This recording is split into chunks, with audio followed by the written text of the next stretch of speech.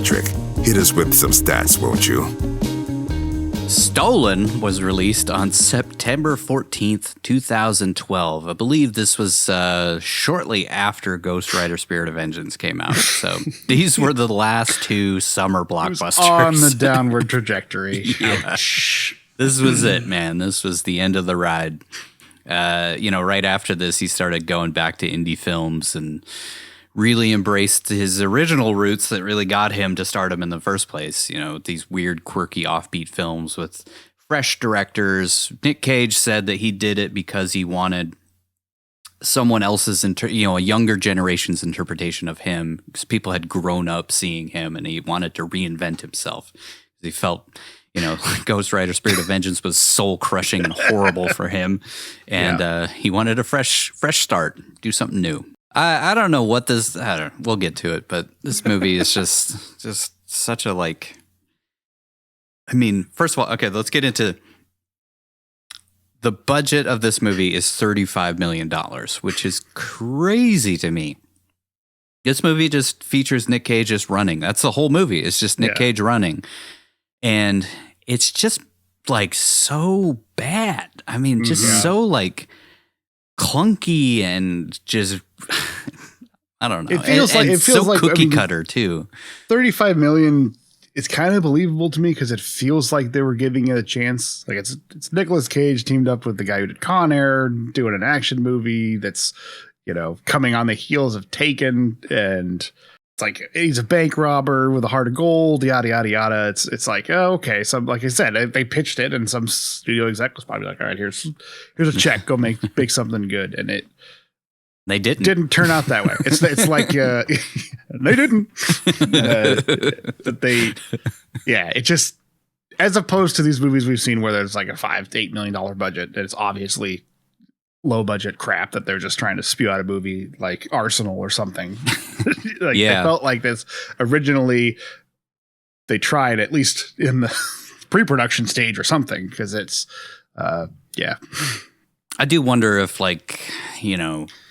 maybe it was destroyed in the edit, potentially. But before the edit. I think the edit salvaged what they could. Yeah.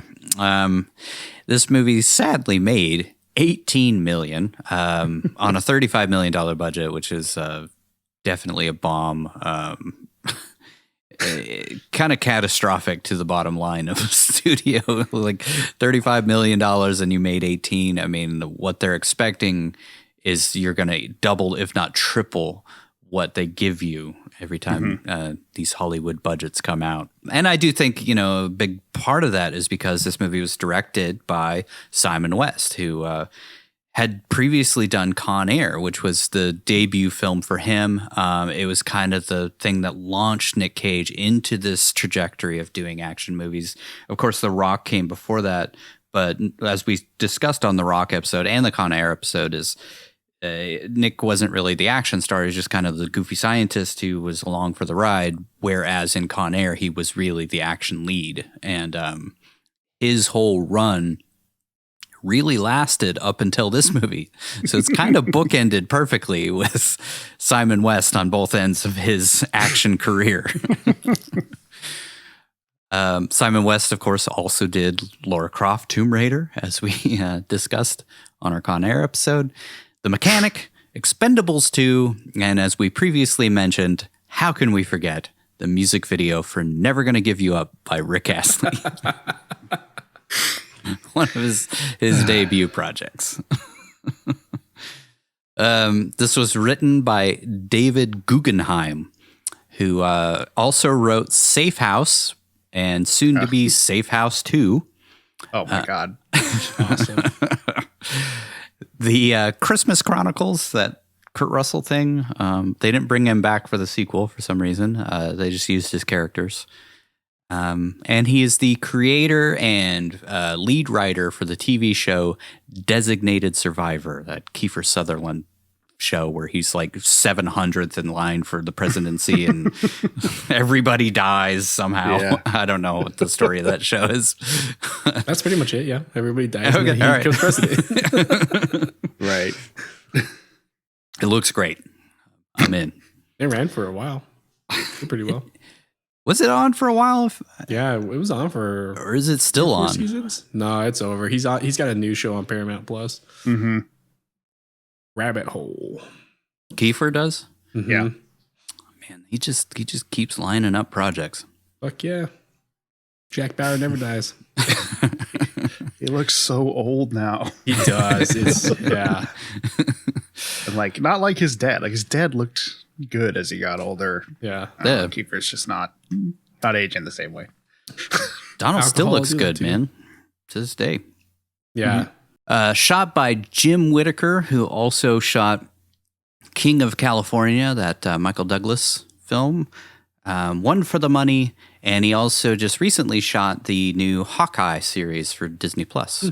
Not a whole lot other that I really recognize, but I mean, those are some pretty huge credits. Edited by Glenn Scantlebury, which we previously talked about on Con Air. He edited Con Air, of course, and also edited Armageddon, Transformers, and he's currently editing Megalopolis, the new Francis Ford Coppola film, which is supposed to be a huge epic, which, you know, we've seen with Coppola a few times where those huge epics tend to spiral out a little bit, but we'll see. It's been a while since Coppola's had a hit, so it'd be kind of interesting to see him rise back up for one last film. He's getting up there. I feel like he's in his 80s at this point. Yeah.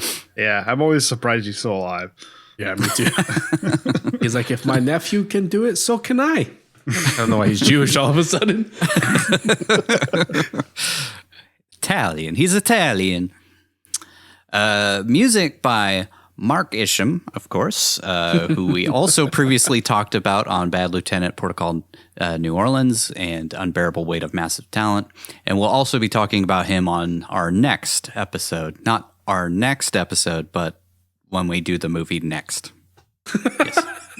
Gotcha. So you got confusing. that? So confusing. Prolific composer whose music seems to be over every single frame of this movie and just never shuts the fuck up for a second. I don't know why. This is like a huge misstep for Mark Isham. Yeah, I don't know if it's just the director or what was going on, but fuck, man. First of all, let him any second of this film breathe.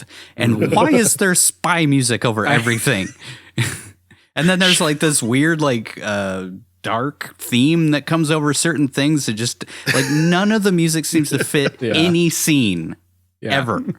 Shiloh was in the kitchen and she heard the music when I was watching it. And she comes in and she's like, "Are you watching a James Bond movie?" Like, no. No, it hopes. It wishes it was a James. It wishes it was James Bond, and he wishes he was composing for James Bond. Yeah. Ugh, it's just rarely have I seen a great composer make such a bad score. Like, this is so bad. That's what I told her. I said he normally does really good music. Like Bad Lieutenant, there were times where I thought he was a little clunky. It was like some of the music didn't fit. Maybe it wasn't his choice to put it there.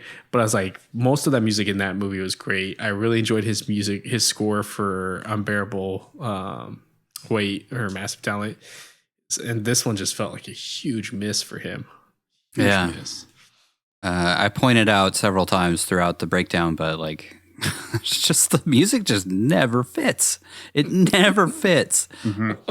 Like just a guy just walking down the street and it's like so intense. Like when he's buying the stuffed animal, it's like fucking music is just going crazy in the background. You're like, what is happening? Why is this happening? Yeah. My wife was like, this movie would not be nearly as terrible if the music wasn't as stupid as it is throughout. Ratings, this got a 19% on Rotten Tomatoes, 4 out of 10 on 21 reviews. Not surprising. Audience score is not much better, 34%, which is a pretty big jump down from Con Air. Yeah. These two guys together. I mean, Con Air is a cheesy, goofy, clunky mess, but it's also fun and you don't take it too seriously, where this movie, they try to make it serious and you can't take this thing serious. The Metacritic score, 43%. And then IMDb, the real audience, 5.5 out of 10, which seems high to me. Yeah, definitely. No cinema score. I feel like we have like 8 movies in a row here that don't have cinema scores, which surprisingly, like I figured $35 million, late summer, it was September, but it's late summer. You would figure this would get a cinema score, at least from the studio wanting to see what the score was going to be, but no. Mm-hmm.